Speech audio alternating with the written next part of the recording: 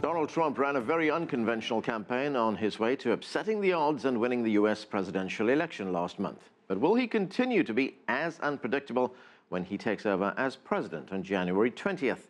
And if so, what are the potential implications? Will he try to undo long-time U.S. policy towards China? How will he approach the U.S. role in the Middle East? And will he carry out his threat to deport millions of undocumented immigrants to Mexico? All of this has many in the U.S. and around the world on edge. And joining me now to discuss it here in the studio is Joe Madison. He is a radio talk show host with Sirius XM. With us from Beijing is Chinese international relations expert Victor Gao. And joining us from Toronto is Raheel Raza. She is a journalist and author. Also joining us in the studio is Ansgar Graw. He is a senior political correspondent for the German newspaper Die Welt. Welcome to all of you to the show. Let's start with Victor in Beijing. Victor, what do you make of the comments that Donald Trump has been making about China? He's been doing this mostly through tweets as well. He also telephoned the leader of Taiwan. What do you make of that? I think China is being taken completely by surprise, and there is increasing level of concern about what Mr. Donald Trump is saying and is doing. First of all, his telephone call with Ms. Tsai Ing-jeou of Taiwan is a complete break away from the long-standing U.S.-Chinese government's commitment to the One China policy. The One China policy is very important. It is the bedrock upon which the whole China-U.S. relations are built upon, and China will not tolerate any deviation by any government, including the U.S. government, from the One China policy. It is encouraging to see that the State Department in Washington and the U.S. government in general have come up with reaffirmation of the One China policy, and they do not want to have anything to do with what Mr. Donald Trump has been saying and doing.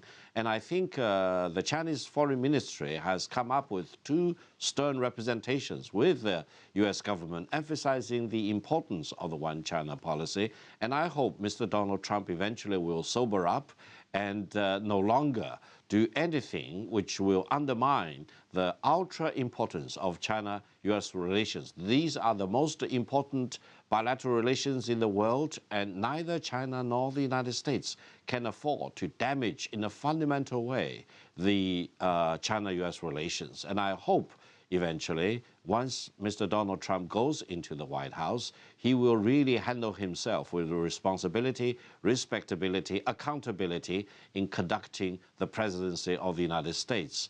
And the learning curve is very steep, and I hope he will make up that learning curve very quickly. Okay, Joe, what is your assessment of what Trump has been saying about China with these comments? Could they damage or undermine what Victor has called one of the most important relationships? I'm in total agreement with Victor and everyone that I have talked to, including the former Secretary of Defense and U.S. Senator from Maine, William Cohen, who was on my show just recently, who expressed the same concern and the same sentiment. His position was that Donald Trump needs to slow down with the tweets, and he really needs to study. These are very complicated and diplomatic issues that you just simply don't respond to in a knee-jerk way. And the thing that I'm often afraid of is that we think that he might change once he becomes president of the United States, once he's sworn in. As I think it was Michelle Obama, the First Lady, who said, you don't change. The Oval Office does not change you. You bring to that Oval Office who you really are. And I think that's what's making the international community nervous. You know, Joe, we often hear that words are very important, especially when they come from the consequences. Absolutely. When they come from the lips of the leader of the United States. You know, people look at these words, they look to interpret them in a certain way, they look for nuance, they try to figure out what is this guy trying to say. Do you get the sense that Donald Trump actually recognizes that his words mean something? No, and I don't think he recognized it throughout the 18 months primary that he had. That's why he said all types of things that we probably took in this country as being entertaining. Well, on the world stage, this is not entertaining. And the thing that's so sad about this is that most of the world wants good trade relations. You cannot have good trade relations, decent trade relations with an indecent attitude. You can't keep attacking your trading partners the way that he has done it. And I think let's just be straight up honest about this. The reality is this leopard is not going to change his spots when he becomes president of the United States, because I don't think the people around him, let's, for example, the call. You know, initially we were told, oh, she called me. This was a spontaneous phone call, only to find out that it had been in the works even before he got elected. There's a certain, not a certain degree, honesty is also extremely important. Victor, let's look at one other development. Donald Trump was scheduled to meet with Henry Kissinger, the former Secretary of State of the United States in New York. We're not sure whether that meeting did take place, but Kissinger has already met with the Chinese President Xi Jinping. What should we read into that? Are you encouraged by the fact that Kissinger would be talking to Trump and then would also be talking to Xi Jinping, the President of China? Now, I think in China-U.S. relations in general, there is no other figure than Dr. Henry Kissinger, who has so much respect, both in China as well as respect. I had the great honor of working with Dr. Henry Kissinger in 1985 as well as in 1986 when he visited China as the former Secretary of State, and he met with Deng Xiaoping and all the other leaders during those two trips. He has been in China many, many times, and his recent visit to China, meeting with President Xi Jinping and all the other important leaders here in Beijing, demonstrated that his advice is very well respected in Beijing, and I hope his meeting with Donald Trump before he came to China and his upcoming meeting with Donald Trump very soon, hopefully will give Mr. Donald Trump enough historical background and the depth to the complexities, sensitivities, complications in China-U.S. relations. No one wants to start from scratch again by overturning all the 4 decades or so of establishment of diplomatic relations between China and the United States. A steady hand, like Dr. Henry Kissinger, can help a big mile in maintaining the good momentum in China-U.S. relations. China does not want to become an enemy of the United States. China respects the presidency of the United States, whoever who sits in the Oval Office. And likewise, China wants to deal with Mr. Donald Trump with all the respect that the presidency of the United States deserves. But we do not want to have someone in the White House who is belittling China, disrespecting China, saying and doing things harmful to China-U.S. relations. And I truly believe Dr. Henry Kissinger can give good advice to Donald Trump. And hopefully people around Donald Trump will not go to the extreme in venting their personal anger, for example, against China, as if that is in the national interest of the United States. Okay, let's bring in Raheel from Toronto. And Raheel, let's move to another foreign policy arena, that's the Middle East. Trump has talked about pulling out of the Iran nuclear deal. He's talking about killing ISIL militants. But in a departure from Obama policy, he hasn't talked about deposing Bashar al-Assad in Syria. How do people in the Middle East view what Trump is saying and doing right now? I think people in the Middle East will probably be viewing Trump as I do, with cautious optimism. We're waiting to see when he takes office if what he says and what he does are two different things. But certainly on my wish list of the 4 things that I would like to see happen when he takes office, tearing up the Iran nuclear deal is one of them. Given Iran's human rights record, given the fact that there are trigger-happy ayatollahs sitting around waiting to nuke their neighbors, I think that that is a good decision. I'm also hoping that he will target ISIS, because after 8 years of muzzling free speech, we finally have a person who is addressing a radical Islamist ideology by its name.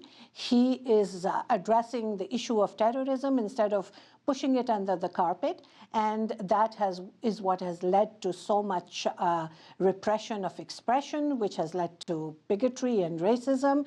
So I believe that it's really important for every American to be able to question the safety and security of their land. And if the safety and security is being threatened by a radical jihadist ideology, then so be it. It needs to be discussed. It needs to be talked about. Solutions need to be found. So that is certainly the second thing that I'm looking for. The third is to open free speech. I mean, in the country of the world where we expect freedom of expression and freedom of speech, you had Islamophobia labels on people who even ventured to question whether any of the terrorists were Muslim. So all this is something that I'm hopeful for. Joe, what's your view on that? Because it's not a view that we hear very often, tearing up the Iran nuclear deal. Well, I think the reason we don't hear it too often is because we're not in it alone. I mean, this is a deal that was put together by a coalition of countries, and I think that's one of the things that he has to understand. That would be my reaction. And it's not just a question of what Donald Trump will do. It's and let's also be let's be concerned about this.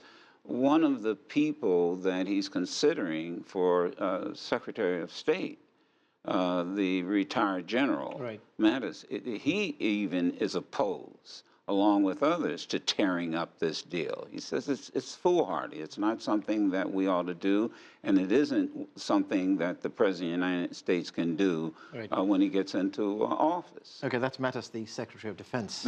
I'm sorry, the Secretary of Defense. Excuse me, correction, yes. Ansgar, I have a question for you about Germany, but first, let me ask you about your view on tearing up the Iran nuclear deal. Point is, what would it be replaced with? That's one question. And the other question, it would be totally stupid since, as it was mentioned before, it's not only the decision by the United States, it was an alliance of United States, France, United Kingdom, Germany, and China.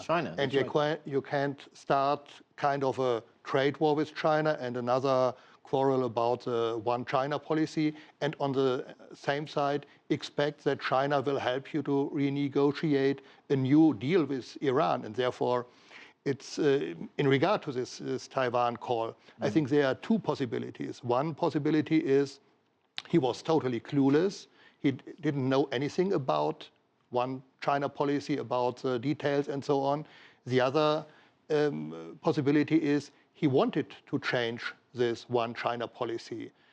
But starting with tearing up such a policy that existed for over decades, starting with it before you are in the office, before you have any briefings with experts and pundits in the State Department, starting it at such an early point, being clueless or being so renegade, both wouldn't be a recommendation for sitting in the Oval Office for the next years. I read something that was very interesting, and this is related to the American people and what was it that made Donald Trump attractive, and that was the American voters were angry at everybody. They were angry that nothing was being done in Washington. They were simply angry at everything. And so their attitude was burn it down.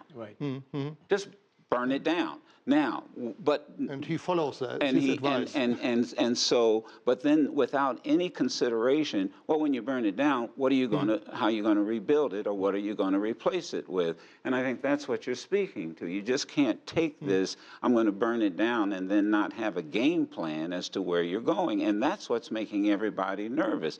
Where are you going once you've burned it down, if you did this deliberately? And with whom are you going? Well, who are you going to bring them down? You need China, you need Russia, you need the Europeans. Right. Ansgar, I still want to ask you that question about Germany, but we're going to take a break first. Much more on Donald Trump and the policies he may pursue when he takes over as president of the US next month. Stay with us. You're watching The Heat.